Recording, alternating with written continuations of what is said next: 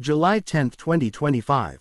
More than 2,000 U.S. Special Forces backed by stealth drones and armored tanks have launched an assault on the sprawling human, drug, and arms trafficking empire run by two American brothers, Lucas and Jared Stone.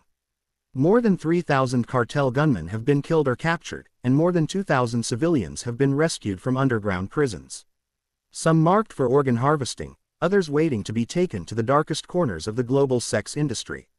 But how could the United States carry out a mission so precisely that not a single civilian or soldier died? What secrets are buried in the jungle? And why did the Pentagon resort to violence and weapons used only in war? And now, join me in finding out. In the lawless shadows of the Darien Gap, an unforgiving stretch of jungle between Panama and Colombia, stood a fortress unlike any other, not of stone, but of firepower, fear, and flesh. It was here that Lucas and Jared Stone, two American-born brothers and former Special Forces operatives, built an empire. An empire not of ideals, but of exploitation. They were not cartel bosses. They were warlords. Their private army, over 3,000 strong, was trained in tactics modeled directly after U.S. military field manuals. Recruits were drilled like Marines, deployed like Rangers, and armed like frontline soldiers.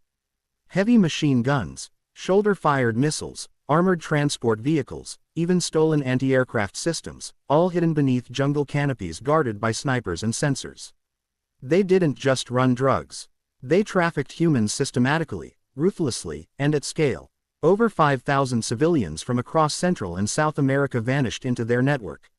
At least 126 of them were confirmed U.S. citizens. Some were sold for forced labor. Others were destined for organ farms. The most harrowing cases involved victims earmarked for trafficking into the Golden Triangle, a region infamous for sexual slavery. Their compound sprawled across 37 square miles of uncharted jungle. Locals called it Elsencio, the silence because no one who entered ever came out. The area was patrolled by heavily armed rotorcraft, and their naval assets included converted fishing boats with mounted weapons used for river interdiction and high-seas trafficking routes.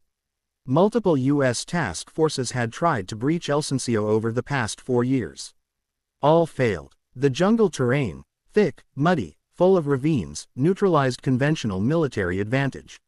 Worse, the Stones had embedded civilians into their base design. Schools, clinics, even family housing, all meant to deter direct assault and shield operations with human lives. The world knew about the atrocities, but until now, no nation had dared to strike. That changed when President Trump received confirmation that 2 American children, ages 9 and 13, had been found in a holding cell bound for surgical dissection. At that moment, a line was crossed. The United States would no longer treat Elsencio as a cartel outpost. It would treat it as a battlefield. Why can they operate so openly? Let me know your thoughts in the comments. Now, let me find the answer. Before the storm of steel and fire, there was frustration. Years of it. The U.S. had not ignored Elsencio. Far from it. Between 2021 and 2024, at least 6 covert operations were launched by elite units, including Delta Force, SEAL Team 6, and CIA SAT operatives. Each time, the results were the same: failure, retreat, and American casualties. In Operation Black Torch 2022, 19 U.S. Special Forces soldiers were killed when their Blackhawks came under coordinated fire from shoulder-launched SAMs. Strela 2 systems likely smuggled in from Eastern Europe. In another operation the following year, a 12-man recon team vanished without a trace just 18 miles from the compound. Their bodies were never recovered. The jungle favored the defenders. With 14 feet wide sinkholes, canopy density blocking satellite signals, and humidity that jammed drone optics, the Darien Gap neutralized America's technological superiority. Even with satellite intel and thermal imaging, soldiers found themselves lost in labyrinths of mud and mist, hunted by a well-armed, jungle-savvy militia. But it wasn't just terrain. It was civilian camouflage. The Stones had built entire mock villages within their domain, complete with schools, churches, even staged weddings, all designed to mask bunkers and armories. Soldiers hesitated, fearing collateral damage. That hesitation cost them booby traps, snipers disguised as farmers, and explosive rigged buildings turned Elsencio into a death trap. Perhaps the most gut-wrenching statistic: in a 2023 raid, U.S. forces discovered a burned compound containing 82 charred corpses, including 17 children, all believed to be trafficked victims. The building had been set alight by the cartel during the raid, a scorched earth tactic to erase evidence and punish escapees. Washington was cornered. Public outrage mounted. The Pentagon called Elsencio the most fortified non-state territory in the Western Hemisphere. Every failure deepened the urgency, but it also highlighted a cruel reality. Conventional tactics were useless. If America was going to destroy this empire of horror, it needed a new kind of war, one waged not just with boots, but with algorithms, satellites, and precision. Please support us by liking and subscribing to the channel. Before going to the war between gangs and the U.S. Army, let me know if given a chance to join this battle, would you agree to join? July 10, 2025, the United States has run out of patience.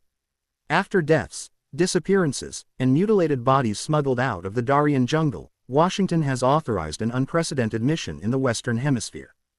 Named Operation Iron Justice, it is not just a raid, it is an operation of destruction. The scale is unprecedented. 2,100 elite troops drawn from U.S. Army Rangers, Marine Corps Rangers, and Delta Force units deployed alongside 30 M1A2 Abrams tanks, 45 Stryker armored fighting vehicles, and 12 M109A7 Paladin self-propelled howitzers. But the real revolution comes from above. At the heart of the attack is the MQ-20 Avenger drone, America's most advanced unmanned hunter-killer platform. Equipped with facial recognition AI, multispectral infrared imaging, and real-time target discrimination algorithms, it can distinguish armed rebels from civilians with 98.7% accuracy, even through dense jungle canopy. Each drone is connected to the Sentinel network, a satellite constellation capable of scanning 30 square miles every 11 seconds, mapping heat signatures, weapons caches, and human movements. This allows planners to build a 3D replica of an enemy compound down to the bedroom. Simultaneously, 3 Arleigh Burke-class destroyers in the Caribbean launched Tomahawk Block 5 missiles, each equipped with an armor-piercing warhead, and built-in AI rerouting capabilities that allow them to automatically adjust their trajectory if civilians enter the blast radius. These missiles would disable critical defense hubs, communication centers, and electrical relays before the ground attack began. To prevent civilian casualties, the operation was designed with precision. The combat zone was divided into 32 battle grids, each monitored by drones, satellites, and a command team using augmented reality displays. The military had live biometric data on potential hostages. Even the Abrams tanks were equipped with active protection systems and precision GPS targeting modules calibrated to minimize structural damage. As one Pentagon general put it, "This is not a hammer blow. It's a scalpel guided by satellites, drones, and discipline." The plan took into account every footstep, every blast radius, and every potential refugee movement. For the first time in the fight against organized crime, military-grade total war met the most sophisticated algorithms of Silicon Valley. But it wasn't just a matter of technology. It's a matter of justice. Justice measured in meters and seconds and megas. After years of failure, America isn't just coming back. It's coming back with math, with steel, and it doesn't intend to miss. At precisely 0300 hours, local time on July 10, 2025, the night sky over the Darien Gap fractured with fire. 12 MQ-20 Avenger drones screamed across the canopy in total silence. Within 20 seconds, their first payloads hit. Explosions rocked 4 key command nodes, severing cartel communications. Moments later, 6 Tomahawk Block 5 missiles rained down, demolishing radar posts, weapons depots, and reinforced guard towers. Structures once thought indestructible. Inside the jungle, the Stone's empire descended into chaos. From the south, 3 battalions of U.S. Army Rangers advanced under cover of drone-laid smoke and radar jamming. Using infrared goggles and silent comms, they breached outer defenses and flooded into the enemy compound. Over 30 Abrams tanks plowed through barricades of logs and sandbags, firing 12mm heat rounds that shredded cartel bunkers like paper. From the north, Marine raiders repelled from 8 Mega Henry's 60 Seahawk helicopters, landing within yards of the prison cells. In less than 12 minutes, they had overrun the holding zones and liberated 2019 civilians, including 41 U.S. citizens, all moments away from being sold into organ harvesting or sex trafficking rings across Southeast Asia. The cartel fought back viciously. Rocket-propelled grenades, 50 calories machine gun nests, and landmines turned the central plaza into a battlefield. But America's ground troops were prepared. Javelin missile teams neutralized resistance block by block. M109 howitzers on the perimeter delivered pinpoint artillery fire, crushing enemy concentrations without touching civilian shelters. By 0600 hours, it was over. The death toll was staggering. 37 cartel fighters killed, including both Lucas and Jared Stone. Their bodies recovered from a bombed-out command bunker. 728 captured alive, now awaiting trial for crimes against humanity. 0 American casualties, no civilian deaths. Elsencio, once an untouchable stronghold buried in the most impenetrable jungle on Earth, had been reduced to a smoldering memory. The compound's 40-foot walls, heat-shielded bunkers, and underground tunnels destroyed. Its legacy of terror erased in just under 3 hours. From the command deck of USS Roosevelt, a single encrypted message was sent back to the Pentagon. Objective cleared. All hostages secured. Resistance neutralized. The United States had just completed the most surgically precise large-scale counter-cartel operation in history. And in doing so, it didn't just free the victims, it rewrote the rules of modern warfare. As the smoke cleared over the wreckage of Elsencio, the numbers told a story of utter collapse. Over 3,000 cartel soldiers dead, more than 700 captured, and 2,000 innocent lives freed from cages, chains, and death sentences. What had once been a fortress of shadows was now a graveyard of tyranny. Among the bodies recovered were the disfigured remains of Lucas and Jared Stone, found deep beneath a collapsed command bunker. Forensic teams confirmed their identities using DNA and dental records. Their deaths marked not only the end of an empire, but the fall of a myth. The belief that geography, weapons, and human shields could protect evil from justice. News of the operation spread like wildfire. Images of freed children clinging to U.S. soldiers, of collapsed bunkers and seized weapons caches flooded global headlines. For the first time, victims of trafficking had names, faces, and a future. The Pentagon issued a brief but thunderous statement. There will be no sanctuary for monsters, no borders for justice, no mercy for those who sell human life. Cartels across Latin America, Africa, and Southeast Asia went into panic mode. Intelligence agencies intercepted chatter of command nodes going dark, assets being burned, and traffickers fleeing to remote regions. America's message had been received.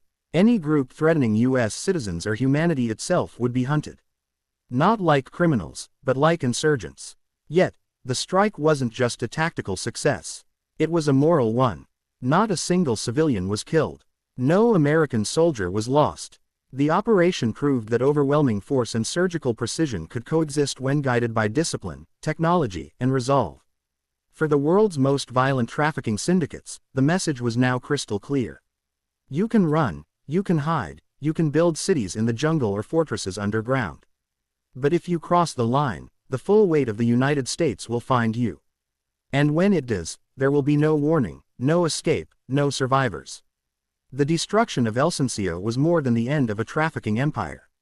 It was a declaration. For decades, cartels, warlords, and transnational syndicates thrived on one assumption, that bureaucracies were slow, borders were sacred, and that even the most horrific crimes could be hidden in jungles behind children beneath layers of corruption and fear.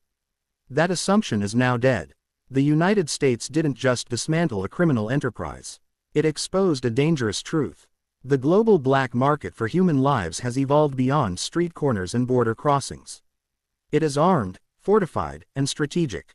And from now on, so is the response.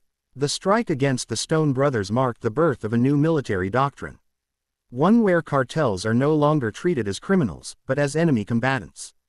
Where law enforcement hands the baton to drone swarms, satellites, and armored divisions. Where justice is not served through court subpoenas but delivered at 2,000 feet per second. But this victory was not about vengeance. It was about redemption for the victims who had no voices, for the children lost in cargo containers, and for the families who never stopped hoping. The world now watches what comes next. Will America repeat this strategy in Somalia, in Myanmar, in Eastern Europe? Will this hybrid warfare spill beyond the jungle and into cyberspace? Or was this a one-time message to the monsters hiding in the dark? Only time will answer that. But one truth is no longer in question. If you traffic human lives, America will find you. And when it does, It won't ask twice. If you believe the world needs to hear stories like this, raw, real, and unfiltered, don't forget to like, subscribe, and share. Your support helps us expose the truth and bring light to the darkest corners of the world.